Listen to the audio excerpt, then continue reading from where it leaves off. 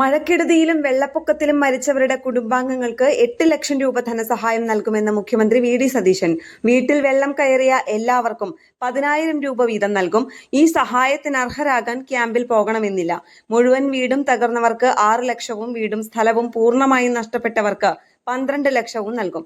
തിരിച്ചു വീട്ടിലേക്ക് പോയി താമസിക്കാൻ സാധിക്കാത്തവർക്ക് വാടക നൽകും.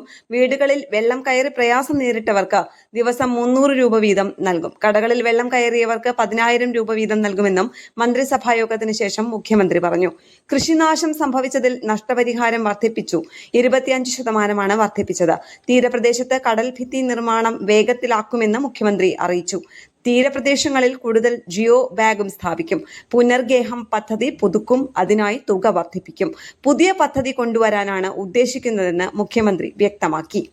ഡാം മാനേജ്മെന്റിനും ആധുനിക സംവിധാനം കൊണ്ടുവരുമെന്ന് അദ്ദേഹം കൂട്ടിച്ചേർത്തു.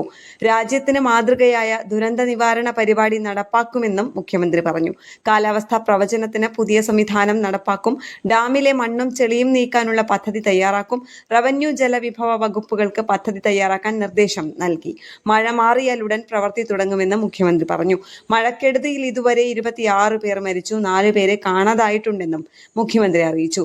സംസ്ഥാനത്ത് 452 ക്യാമ്പുകൾ നിലവിലുണ്ട്. 67.44 കോടിയുടെ നാശനഷ്ടമുണ്ടെന്നാണ് പ്രാഥമിക കണക്ക്. 1882 ഹെക്ടർ സ്ഥലത്താണ് കൃഷിനാശമുണ്ടായത്.